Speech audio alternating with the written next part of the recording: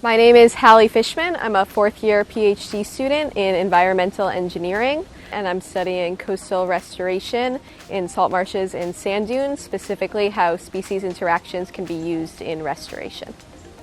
So in sand dunes, I have a project where I look at the interactions between two dune grasses and how co-planting those two dune grass species could be used to promote restoration.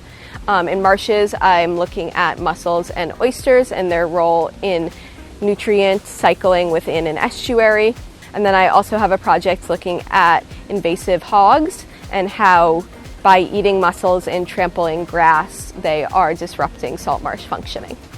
My favorite CCS memory is some sand dune surveys that I did with our Army Corps collaborators as part of our Engineering with Nature project, and we are studying sand dune resiliency, restoration, and geomorphic evolution along the Florida coast. Our coastal systems are very important but also highly threatened, and so restoration and conservation of these systems is critical as we move into the future.